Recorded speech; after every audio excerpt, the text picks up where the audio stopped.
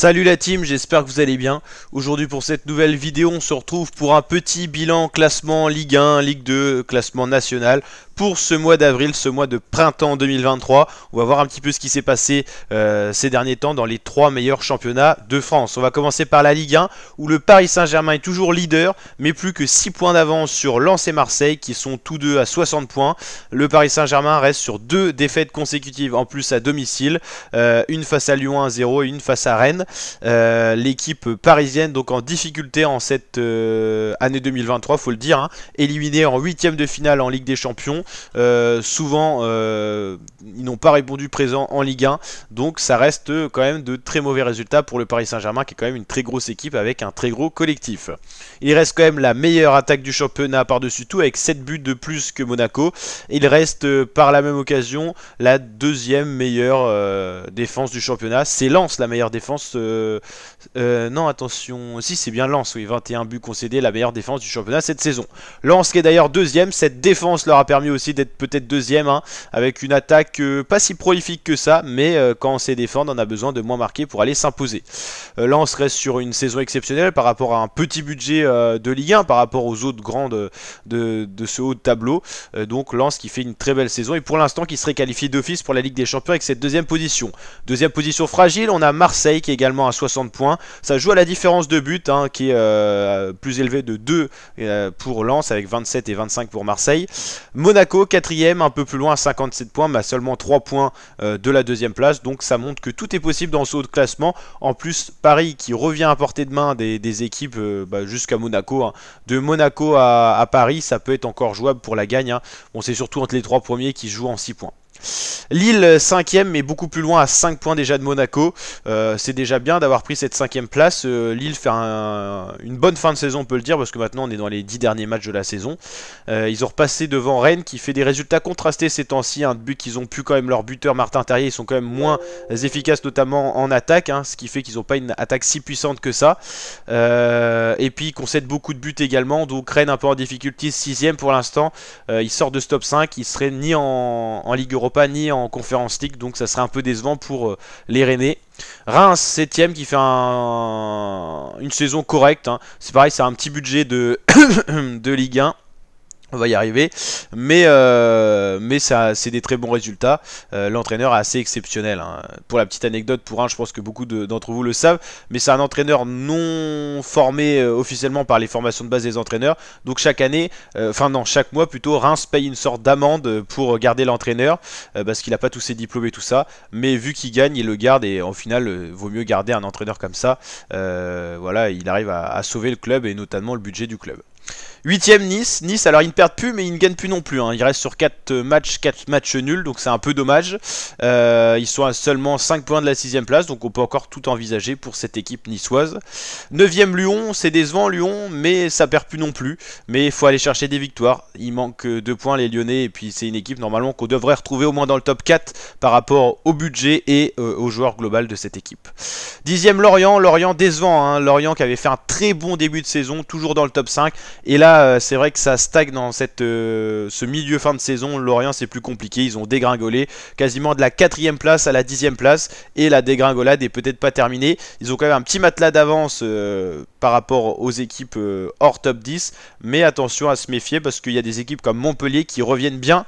Montpellier 11ème qui est normalement sorti totalement de la zone rouge de relégation, tout comme Clermont qui fait une bonne saison, hein, par rapport à cette équipe qui était quasiment en voie de relégation la saison dernière, qui est habituellement une équipe de Ligue 2. Clermont tiendra le coup et je pense pas qu'ils seront relégués cette saison. Ils sont à 9 points de la zone rouge, normalement ça va le faire pour Clermont. Faut quand même continuer à aller tirer des points, au moins des matchs nuls, faut surtout pas perdre.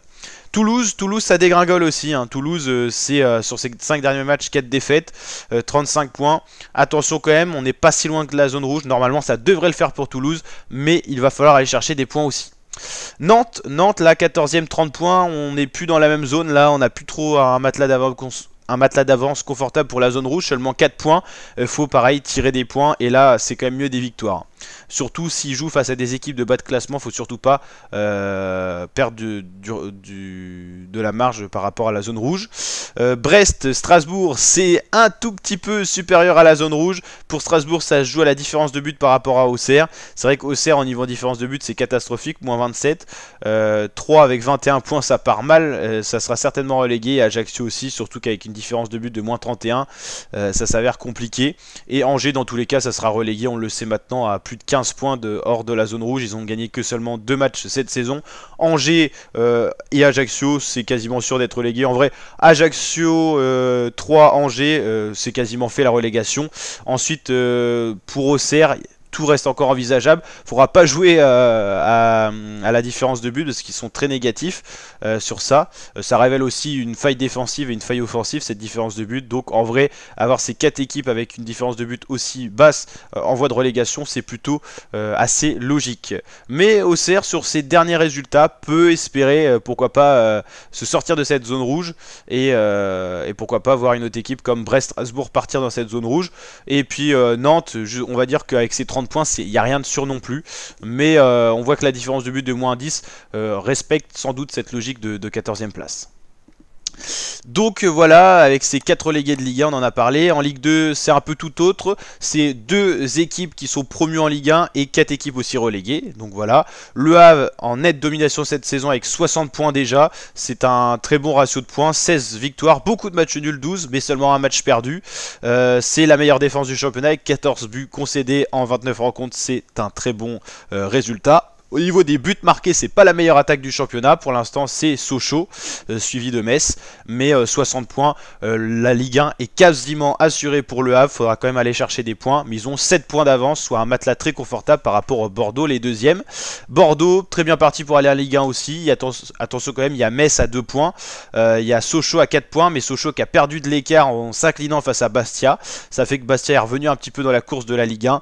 Et on peut dire que jusqu'à quand la Ligue 1 est encore jouable. Mais ils sont quand même à 7 points de Bordeaux, ça commence à être compliqué, mais il y a encore un potentiel de points à aller chercher. Par contre, à partir de Grenoble, on peut plus rêver de la Ligue 1, mais on peut encore rêver du haut de classement. Ils sont seulement 4 points de Bastia les 5e, donc voilà, ils peuvent espérer un top 5. Paris FC 40 points, Quevilly c'est une saison qui était plutôt pas mal, et là ils sont en train de dégringoler, un petit peu à l'image de Lorient. Quevilly c'est un peu pareil pour la Ligue 2. Guingamp qui a perdu face à Bordeaux, ils auraient pu aller chercher un match nul au moins. Amiens qui est pas en bonne voie en ce moment. Saint-Etienne, eux, c'est la remontada. Ils étaient dans la zone rouge quasiment tout le début de saison. Ils sont totalement sortis de cette zone rouge et ils sont en train de possiblement espérer accéder au top 10. C'est dommage pour Saint-Etienne qui a un club du Ligue 1, ils ne pourront pas arriver en Ligue 1 cette saison, c'est impossible. Mais en tout cas, ils se relèvent un petit peu la tête de l'eau. Rodez, c'est une remontada incroyable. Ils étaient dans la zone rouge, ils en sont quasiment totalement sortis avec 4 victoires d'affilée. Ça fait du bien. Ça veut dire qu'ils ont fait dans leurs 4 derniers matchs plus de victoires que tout le reste de la saison. C'est-à-dire que Rodez a vraiment sorti la tête de l'eau. Valenciennes, c'est le contraire. Ils étaient dans le top 10 toute la saison et là, ils sont 14e. Annecy, c'est compliqué, même si en Coupe de France, ça va bien. Ils sont en demi-finale. Pau, Laval, Nîmes, Dijon, Niort, c'est compliqué. Pour Niort et Dijon, la Ligue 2 est quasiment perdue. Ça ira en national la saison prochaine. Nîmes, Laval peuvent encore espérer de se sortir de la zone rouge. Mais va falloir aller chercher des points et surtout des 3 points des victoires. Pour le classement national, pour l'instant, on irait vers le FC Martigues, petite équipe près de Marseille et du sud de la France qui serait potentiellement en voie d'espérer la Ligue 2, tout comme Dunkerque qui reste sur 5 matchs, 5 victoires, un sacré ratio. Mais on voit bien que les Red Stars, Concarneau, Versailles sont encore en possibilité de se qualifier pour la Ligue 2 à seulement 2 points de l'accession en Ligue 2. Sedan, Cholet, c'est des bons résultats cette saison. On retrouve Châteauroux, Avranches en milieu de classement, on a l'habitude de les retrouver là. On retrouve un peu plus loin Orléans, Nancy, une équipe de Ligue 2 historique qui est quand même pas dans ses meilleures saisons, tout comme Le Mans, une équipe de Ligue 2 historique. Bourg-Péronas, FCBV, Le Puy-Foot, Stade Briochin, Paris 13 Atlético et Bastia Borgo pour finir ce classement national. N'hésitez pas à liker la vidéo si ce classement vous a plu, vous abonner, activer la cloche. Et ma team, je vous dis à très bientôt pour de nouvelles vidéos. Ciao ciao.